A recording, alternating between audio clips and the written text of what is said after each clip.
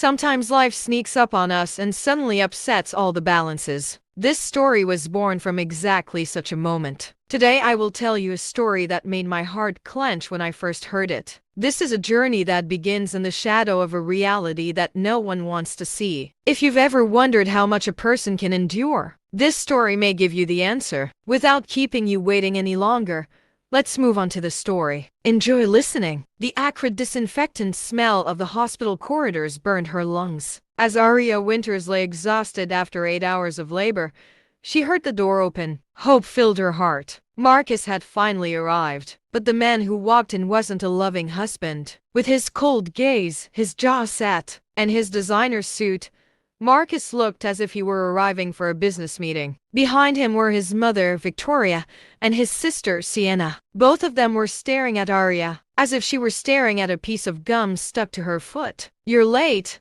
Aria whispered, clutching the newborn in her arms to her chest. Her voice was cracked with exhaustion and disappointment. Marcus didn't answer. He approached the bed slowly, his eyes fixated on the baby, his eyebrows furrowed. Something changed on his face. Was it disgust? Disgust? Aria couldn't tell. "What is this?" Marcus said, his voice icy cold. Aria's heart pounded. "Your son, Marcus. Our son." Victoria stepped forward, her eyes darting from the baby to Aria.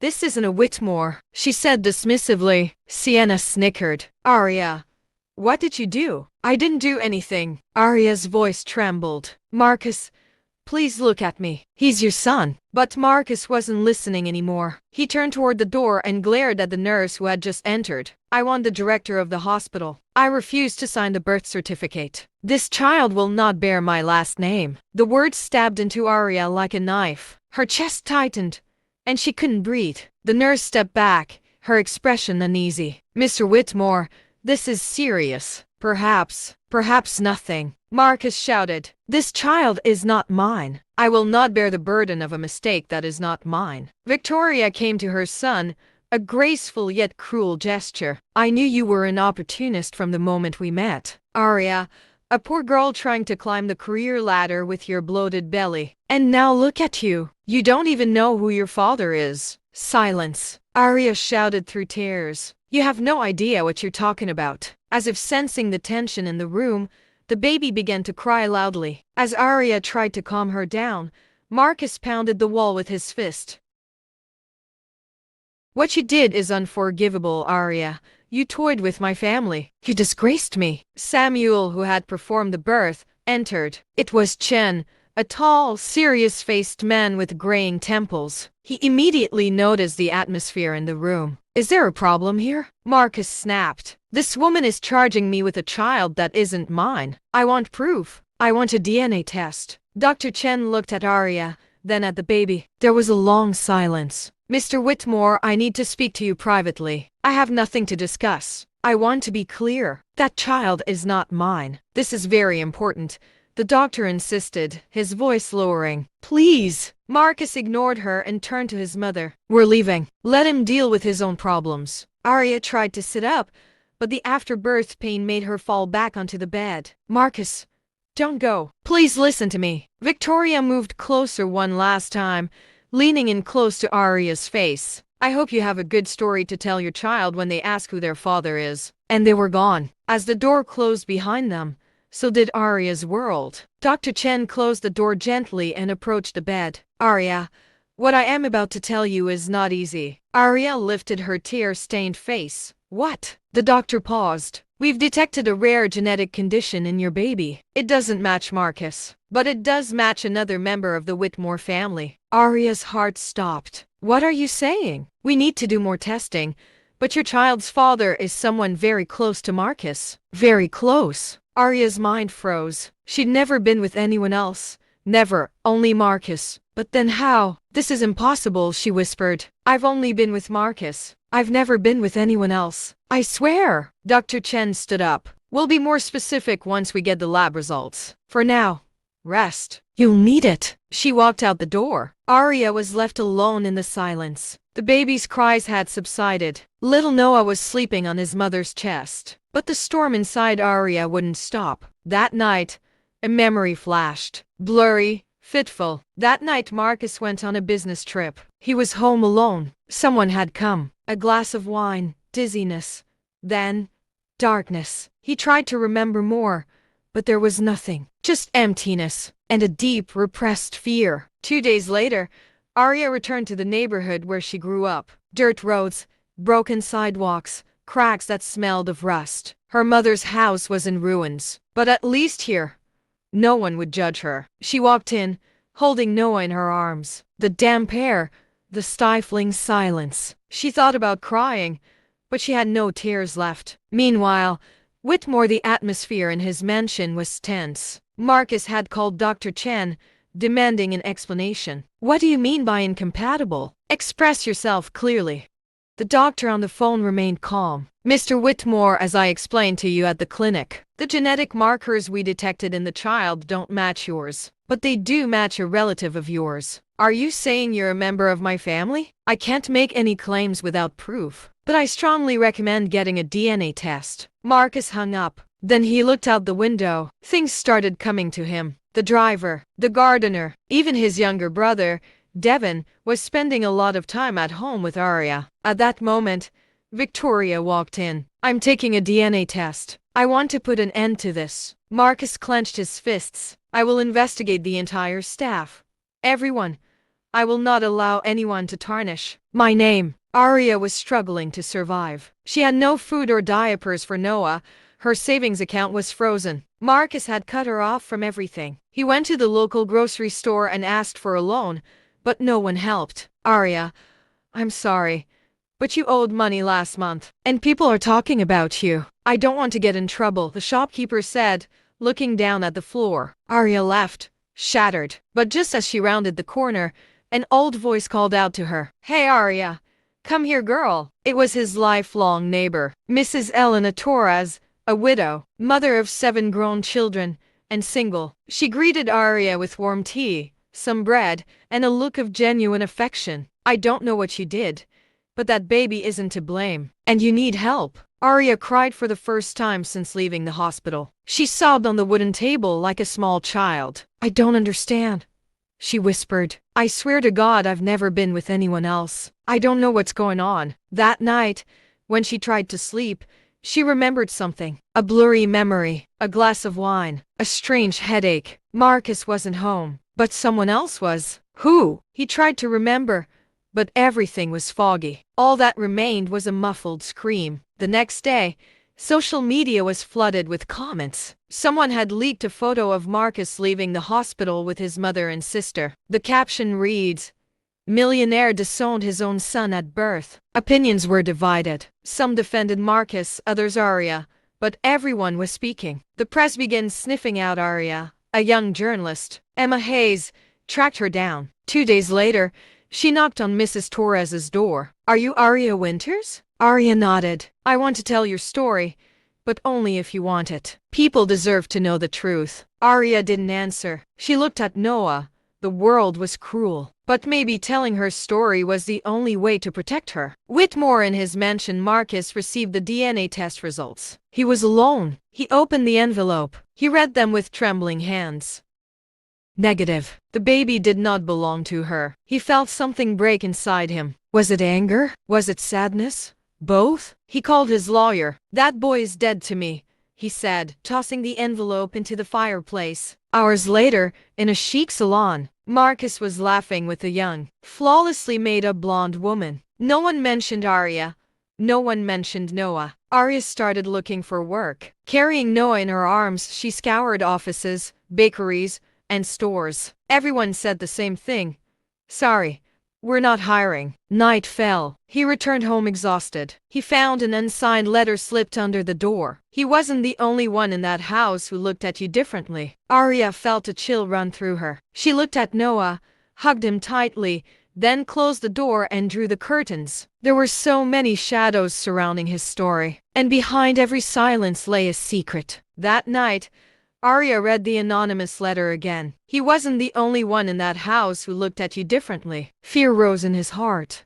Real fear. Of what he remembered and what he didn't. Marcus went on a business trip. From that night when everything was covered in fog, I don't really know how I would have felt at that moment. but the look on his face said it all. The next days were quiet. Noah began to cry. Aria held him tightly. He was only a few weeks old, but his eyes held the intensity of someone who had lived 1,000 lives. She stroked his hair and sang softly. Then she sat down on the edge of the broken bed. Mrs. Torres's house was now his only refuge. The world had abandoned him, but time didn't stop, and neither did hunger. That night, she made a decision. She walked outside with Noah wrapped in a thin blanket, her head held high, and went straight to an office building in an industrial park. He asked for the head of the sanitation department. "I need a job. No matter what. Just let me bring my son with me." The boss looked at him suspiciously. "This isn't a nursery. He doesn't bother anyone. He sleeps in a corner. I just need a chance." The woman sighed. She was tired. "Okay, but if she cries too much, you can leave." That night, Aria scrubbed the marble floors with her swollen hands. Noah slept in a box with a folded sheet as a mattress. Every time he pushed a mat, she ran to him to check if he was breathing. His body ached, but his dignity was hurting more. Now she wasn't Whitmore's wife. She was nobody. Days passed. Noah began to exhibit strange symptoms: shortness of breath, a persistent fever, and slight tremors in his hands. Aria took him to a local clinic. The young, serious doctor examined him silently. "We need to do more extensive testing. This could be something more serious." Aria looked at him in horror. "More serious? How?" "It could be a neurological or metabolic disorder. I don't want to scare you without proof, but there are signs we can't ignore." "How much do these tests cost?" The doctor hesitated. $5,000, maybe $6,000. It all depends on what's needed." Aria felt the air being knocked out of her lungs. She didn't even have $100. Some decisions are made in a split second, but their impact lasts for years. She didn't eat that night. She sold her only ring, the one Marcus had given her when he promised her a good life. She exchanged it for 2 cans of food and a pound of rice. The next day, he went to his local legal aid office, where a young lawyer, Rachel Morgan, took care of him. "I want to force my son's father to take responsibility." Rachel took notes. "Do you have a birth certificate?" Aria bowed her head. Marcus tore up the document. "He said my son didn't deserve his own name." Rachel looked at him seriously. "We'll start with the paternity and child support case. Do you have anything to prove you're married?" Aria pulled out a torn folder. Inside was a photo from her wedding, a copy of her marriage certificate, and a few bills. "That will do for now, but you need a formal genetic evaluation." Aria swallowed. "They already did one. It came back negative. They said the child wasn't his." Rachel raised her eyebrows. "And you're sure he's not with anyone else?" Aria raised her wounded gaze. "I don't remember anything. I just felt weird one night,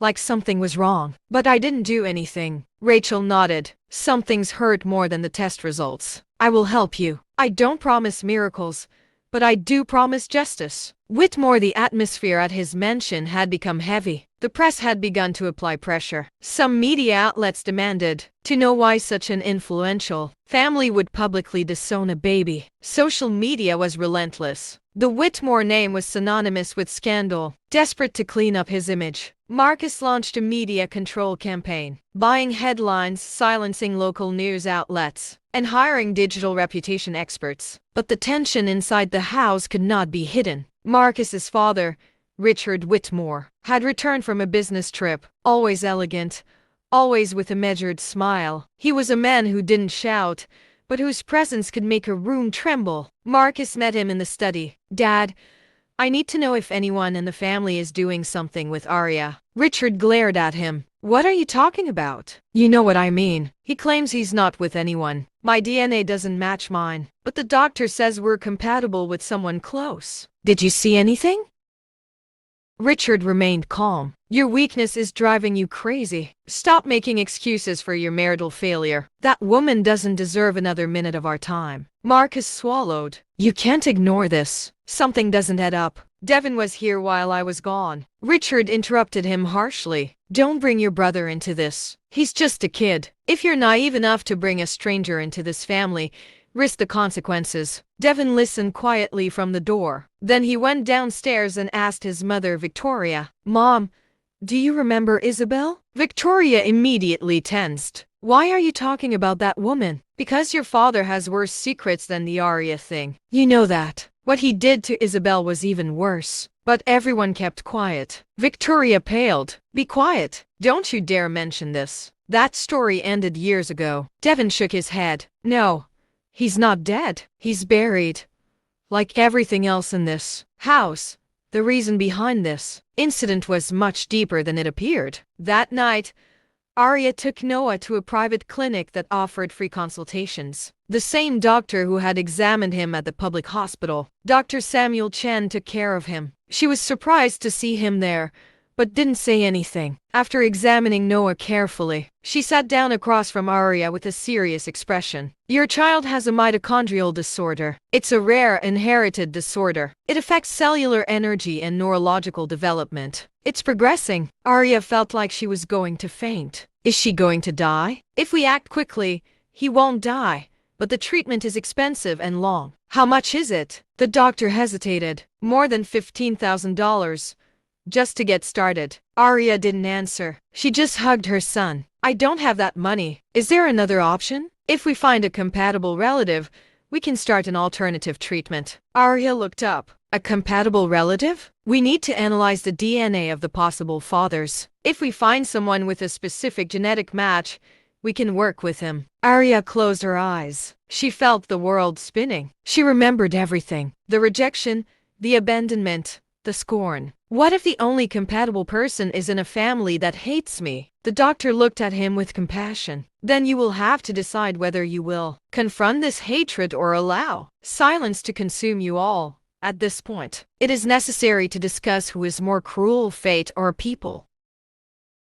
That night, in her small room, Aria watched Noah sleep. The envelope next to her containing the genetic results she had requested with Rachel's help. With trembling hands, he opened the envelope and read it word by word. The result wasn't the same as the one at the hospital. The new report said more. There was a match, but not to Marcus, but to another member of the Whitmore family. Aria dropped the paper. The world went dark, and for the first time, she felt that her story was merely the surface of a much deeper abyss. Because if what the paper said was true, her son's real father wasn't just someone close to Marcus. He was someone who had ruined many lives before him. Richard Whitmore, with his gentle smile that hid something dark, appeared in her mind like an old shadow. The genetic match was unmistakable. Noah's real father lived behind the large windows of a mansion he once called home, and he shared the same last name. Aria held Noah close to her chest, hoping the warmth of his body would protect her from what was coming. She didn't cry. She didn't scream. She just stood still,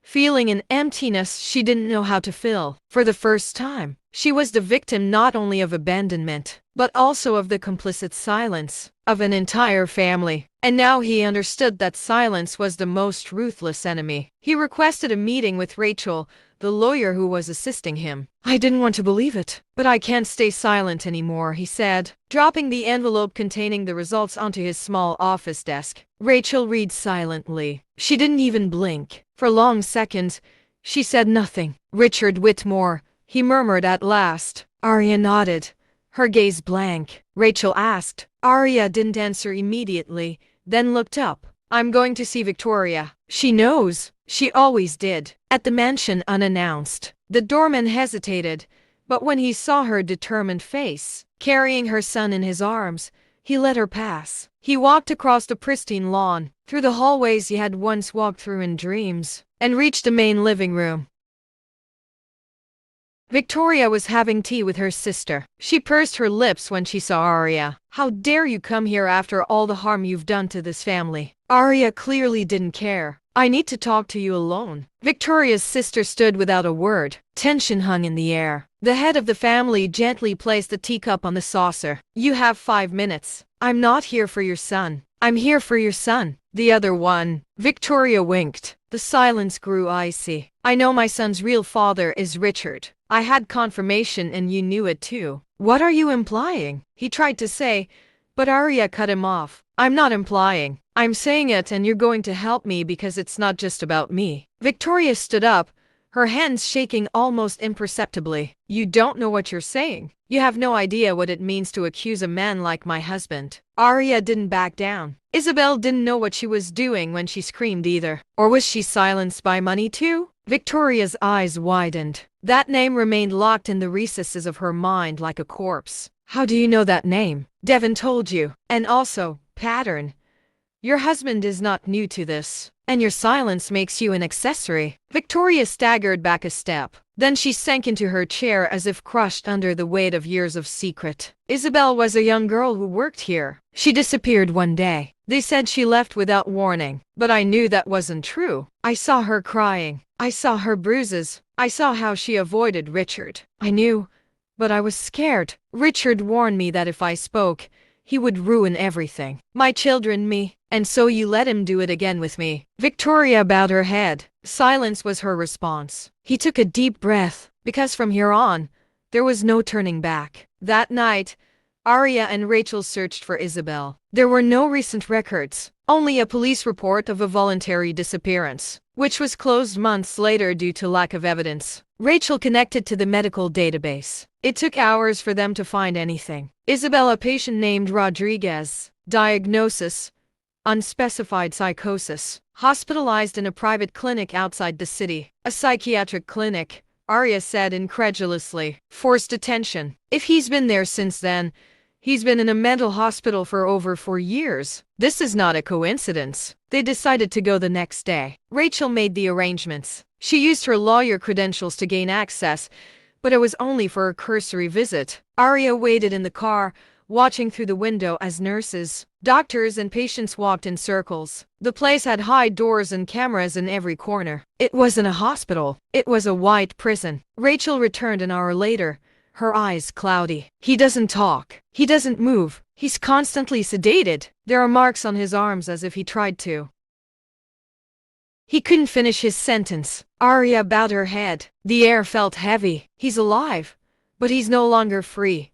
Like me." That same week, a journalist who had been following the case for some time released a filtered audio recording. It was an old recording, undated, without context. A woman's anguished voice cried out, "He gave me drugs. I didn't want it. I couldn't move. Please help me." Social media exploded. Some said it was fake. Others swore they recognized the voice. Rachel managed to trace its origin. It was part of a collection of medical files from the clinic Isabel was at. Someone who no longer worked there had sold the recordings for money. Aria listened to the recording 3 times. The third time, her blood ran cold. It was his voice. The tears that gathered in your eyes were actually the silent scream of the years. Rachel understood that too. She said nothing. She just looked at him. Marcus heard it for the first time in his office, via an anonymous link on his phone. He put it on speakerphone. When he heard that scream, that broken voice, that despair, he felt something inside him break. He closed his eyes and replayed the memory. The night he left on a business trip.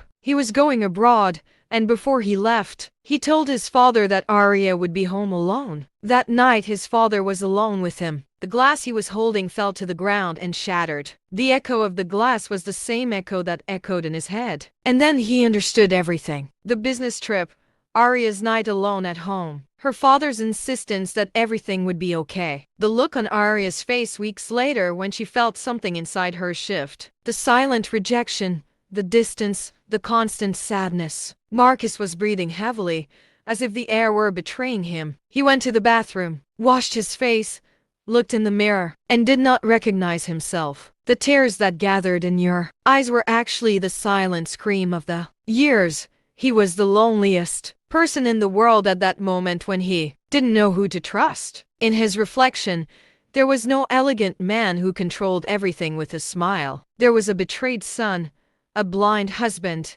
a defeated man. He grabbed his keys, went downstairs, and walked down the marble corridors without greeting anyone. Richard Whitmore's study door without knocking. His father stood, pouring himself whiskey, as if the world owed him respect. He looked up calmly. "You have no manners, son." Marcus closed the door. The tension in the room was so thick it was physically palpable. "What did you do to him?" Richard did not answer. "I'll say it again. What did you do to Aria?" There was a long, condescending silence. Then Richard took a sip from his glass and spoke with a chilling calm. Everything I gave you, I did to tame you. You were always weak, Marcus. You weren't born to rule this family. You were characterless. You experienced too many emotions.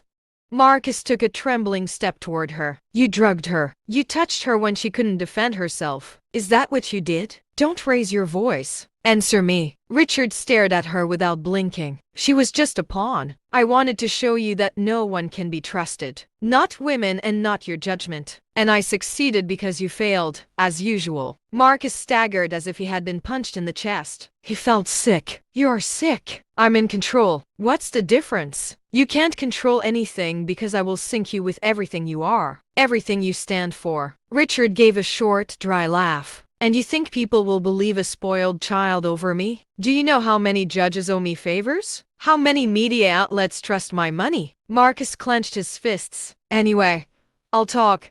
They'll learn everything. He left. He didn't look back. He ignored the threats. He slammed the door and ran out, as if the mansion had turned into a cage in flames. When he arrived at Aria's neighborhood, Marcus didn't know whether to knock on the door or kneel. Mrs. Torres opened the door suspiciously. What are you doing here? I need to talk to him. He doesn't want to see you or hear your voice. And he's right. Marcus swallowed. His voice cracked. Please. Mrs. Torres hesitated, then stepped aside. Aria was in the room feeding Noah. When she saw him, she stood up, holding the child in her arms. Her eyes were filled with suppressed anger. What are you doing here? Marcus took a step, then stopped. He looked different, defeated. I came to ask for your forgiveness. Your forgiveness won't do me any good, Marcus. I know everything now. I heard the voice. I talked to him. He confessed. What he did to you.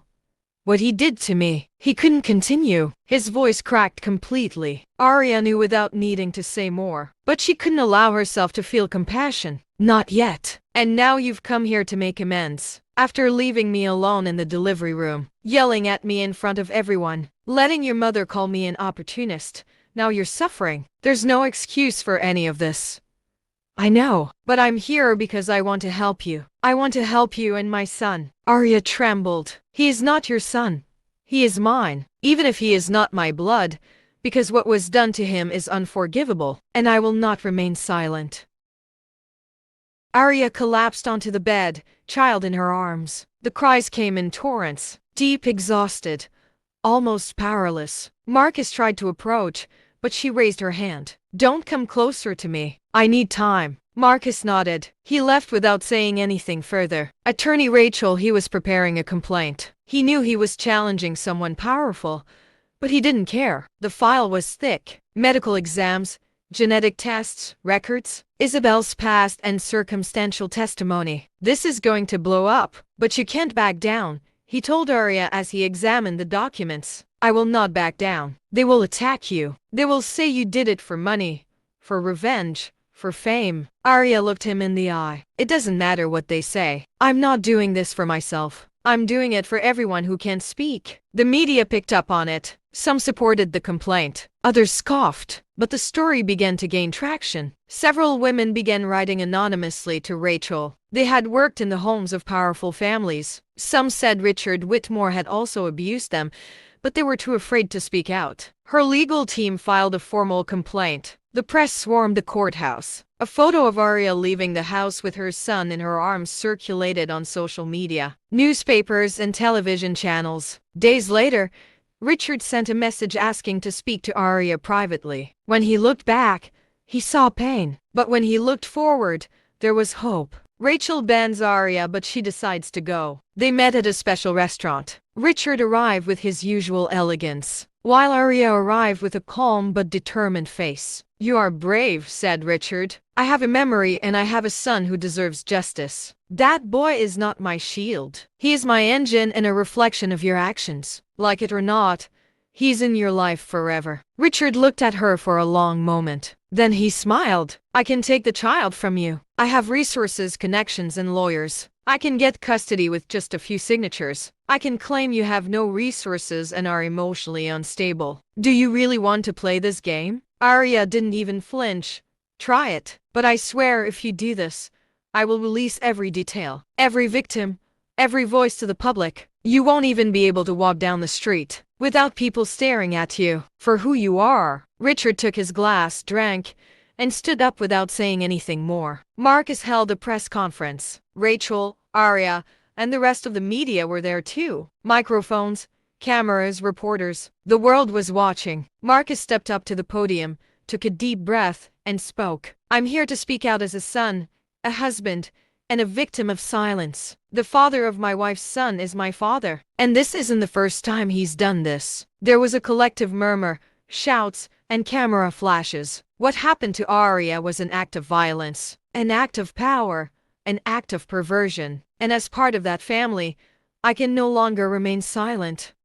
The media exploded. Social media crashed. The untouchable figure of Richard Whitmore is gone. And just like that, the silence was broken. Marcus's words echoed through courthouse corridors, newsrooms, and internet forums like a bombshell no one could have predicted. The country's most powerful families confessed that his father committed an unthinkable crime, and that the child he rejected was the result of this monstrosity crossed borders. International news headlines provoked divisive reactions, with some applauding his courage and others accusing him of cowardice for his prolonged silence. But Aria had no time to debate the media's influence. She was focused on one thing: justice. Her lawyer Rachel, in front of cameras, journalists and many women who were victims but had not dared to speak until now. Noah in her arms as always. She was thin, her face looked drawn, but her eyes were bright. She wasn't afraid anymore. She wasn't hiding anymore. Rachel filed a formal complaint against Richard Whitmore, using every available legal basis. She also included statements, documents, genetic results, a filtered audio recording, and a secretly obtained recording of Marcus's confession to his father. A few days earlier, the evidence was clear. While the law sometimes bends to protect the powerful, this time it would force him to face the truth. The press conference was held at the courthouse entrance. Aria held Noah while Rachel took the microphone. Today, we are not just exposing a crime. We are condemning the structure of immunity that has protected a person for decades. A man who could ruin entire lives with a smile. We will not be silent. We will not retreat. There was absolute silence in the hall. Not everyone may love you, but it is enough for you to love yourself. For years I thought I did something wrong, that I deserved the rejection, the stares, the closed doors. But it wasn't my fault. And today I want other women to hear that too. It wasn't your fault either. He didn't just steal my life. He stole the possibility of being a dignified mother. But he won't take away my strength. That same day, Rachel presented a list of women willing to testify. Some were still afraid, others reluctant to show their faces, but the stories matched. The recurring patterns, the strange invitations, the headaches, the memory gaps, the startled awakenings, the months of silence, all linked to Richard Whitmore, all rendered invisible by the power. And then something unexpected happened. Isabel emerged not as the cheerful young woman who once worked at the mansion, but as a fragile figure with a pale face, short hair, and trembling hands. He had escaped from the mental hospital with the help of a nurse who decided not to be complicit in the crime. Rachel welcomed her into her home, dressed her in clean clothes, and protected her like her own sister. Aria hugged him with tears in her eyes. Isabel did not speak for a long time, but when she finally spoke, her voice, broken but firm, made everything tremble. She locked me up so no one would know. She told me no one would believe me, that I was crazy, and I started to believe her until I saw Aria on the news and realized she was continuing to ruin lives. With Isabel as a key witness, the prosecution ordered Richard's immediate arrest at his mansion while the cameras were live. They took him out in handcuffs, wearing dark glasses, and with an expression of utter disdain. He didn't resist. He looked at the reporters as if they were ants. Still, it was a historic moment. Whitmore was arrested in public, but not for long. He was released after 72 hours on a legal quibble, claiming there was insufficient direct evidence. He was an old acquaintance of the presiding judge, Richard Whitmore. Social media exploded, with public opinion divided between anger and disbelief. Marcus shouted into the cameras that the system was corrupt and that if his father were released, no one would be safe. Aria felt as if the world was laughing at her again, But this time it didn't collapse. Rachel and other victims, they weren't just asking for judicial justice. They were asking for social justice. They wanted the whole country to see that monster with its face uncovered. The march was scheduled for the following Sunday. Thousands of people, women, mothers, girls, activists, journalists, artists participated. Banners with harsh words, photos of victims, names that have remained in the shadows for years. Aria walked ahead, holding Noah in her arms. Tears welled up in her eyes, but she didn't bow her head. The impact was immediate. Television channels broadcast live. Several public figures spoke. Local governments showed their support. For once, Richard failed to drive the narrative. People didn't believe him. Social media wouldn't shut up. The country had woken up. But as the world watched, Noah's condition worsened. His fever wouldn't break. His body was weakening. He wouldn't eat. Aria rushed to the nearest hospital, where Dr. Chen met her. "We need to take him into surgery right away." "How urgent is it?" "Hours. If we don't intervene, irreversible damage could occur." "I have no money. I only have $200 left." "That's it." The doctor looked at him with compassion. "Then take it however you can." Aria ran outside. She called Rachel. They called the foundations. None of them could answer that quickly. The hospital requires a minimum deposit of $12,000. Desperate, Aria recorded a video. She didn't ask for money. She simply told the story. She showed Noah, explained her urgency, and posted it on social media. Within hours, people reacted. Anonymous individuals, celebrities, artists, mothers, students. A wave of solidarity was mobilized. The story was already too familiar. They couldn't let Noah pay for what another man had done. The campaign went viral, with the account raising more than $70,000 in less than 24 hours. Marcus heard the news.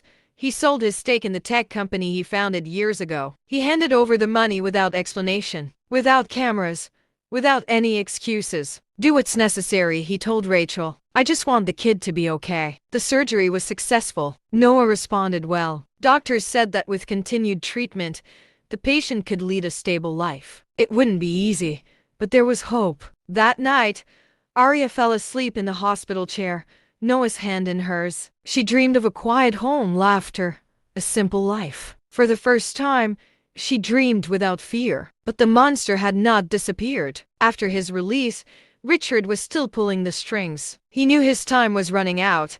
The pressure was mounting, and the system was no longer on his side. He orchestrated his escape. He obtained forged documents, wrote letters from one country to another, hired private guards. He planned everything with surgical precision. It was his style to do everything quietly, without noise, without leaving a trace. What she doesn't know is that her own son, Marcus, has placed a private detective behind her, tracking her every move, waiting for the perfect moment to intervene. The alert reached Rachel. Rachel called Aria. Aria called the police. The plan was simple. Richard would leave the country that night. He would fly abroad using a fake ID.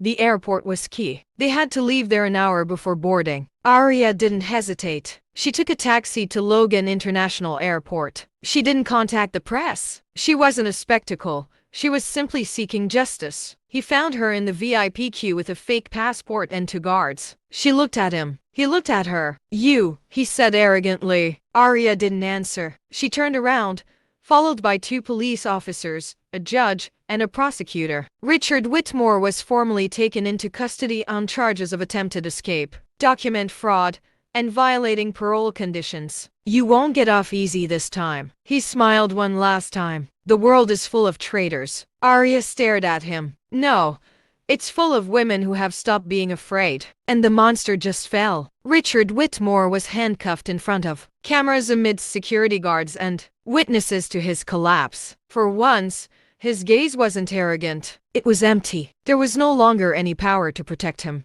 Her world, built on fear, manipulation, and silence, collapsed under the force of a truth she could not crush. The entire country watched, some in disbelief, some in relief, many in anger. It was the end of an era when the powerful could oppress others without facing any consequences. Justice was finally being served without being sold. The trial was long, open to the public and televised, with dozens of witnesses, experts, doctors, psychologists, journalists, and women, voices buried for years have emerged with the tremors of those who don't know whether to believe them or not, but with the courage of those who can no longer remain silent. Isabel was among them. Her testimony paralyzed the room. Her voice was shaky but clear. She described hell in such detail that no one could ignore it. Every word spoken was like a slap in the face. Aria also testified. She held Noah in her arms as she spoke. She didn't dramatize the incident. She didn't cry. She spoke like a mother who was no longer afraid. He recounted everything from the day he woke up to the moment he heard a recording of his own voice pleading for help. The Whitmore family had blamed, abandoned, and humiliated her. She looked at every judge, every lawyer. He didn't ask for mercy. He asked for justice. The decision came after weeks of negotiations. Richard Whitmore was found guilty of numerous crimes, including aggravated assault, coercion, tampering with evidence, fraud, and attempted escape. The sentence was clear: life imprisonment without the possibility of parole. The nation celebrated. Some voices, influenced by decades of media power, remained skeptical, but the majority understood that things had changed. That when a single victim decided to speak out, remaining silent was no longer possible. Candles were lit in the squares. Scarves were hung on balconies. Aria wasn't the only one who won. Everyone won. Meanwhile, Noah was recovering. The surgery had been a success. His little body responded well to the treatment. The doctors were optimistic. Marcus visited her every day. He didn't say much. Sometimes he would just sit next to her, hold her little hand, and watch her sleep. This was his way of asking for forgiveness, not with words, but with his presence. Aria noticed this. She also noticed that he was no longer the same. The arrogant, distant, domineering Marcus of the mansion was gone. What remained was a man devastated but willing to rebuild himself from the ruins. One morning, as Noah was about to be discharged, Marcus asked to speak to him alone. They sat on a bench overlooking the hospital grounds. "I know I can never erase what I did to you," he said, looking down. "You can't," Aria replied firmly, "but I want you to know that I will not leave you. Not as a couple. I am not here to take her back. I am here as someone who understands the damage she has done and is willing to live with the weight of that damage for the rest of her life." Aria watched him for a long time, then sighed. "Sometimes forgiving is letting go, and I don't want to carry you anymore. Not out of hatred, but because I want to walk lightly." Marcus nodded. He didn't insist. Aria hugged him back briefly, like someone saying goodbye to something important but no longer hers.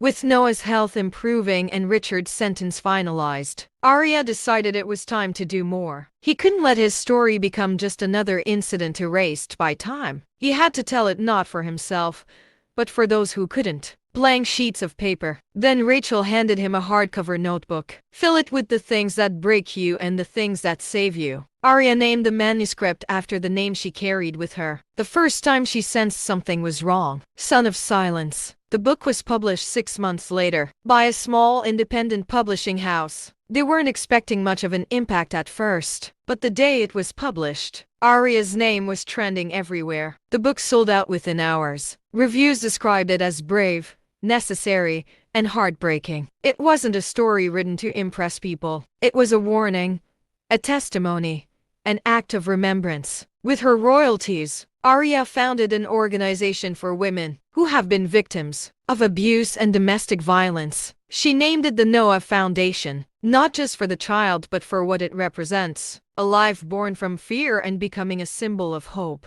It offered free legal aid, emotional healing workshops, temporary shelter, and medical guidance. Women came from everywhere, afraid, wounded, but confident that they were no longer alone. Isabel was one of the first volunteers. Rachel became her legal ally.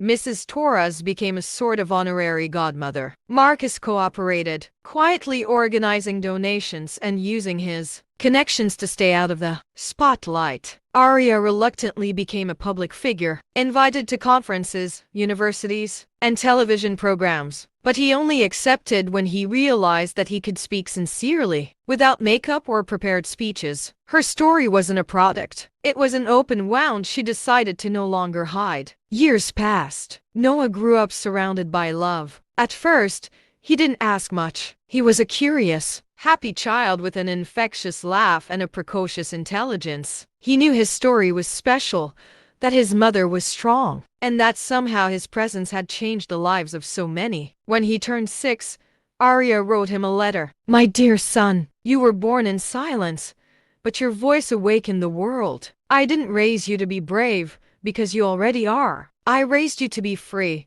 to understand that your origins don't define you. What defines you is the love you give and the love you receive. And you, Noah, have been my greatest lesson in love.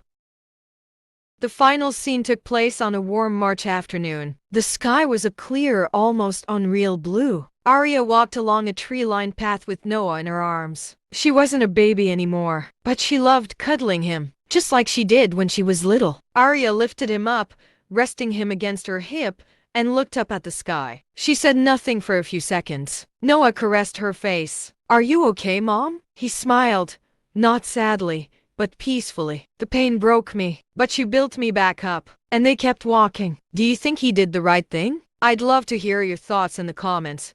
See you in the next story. Remember, everyone has a secret. Thank you for listening. You're what makes this channel grow. Don't forget to subscribe for new stories. It makes me happy to see you here.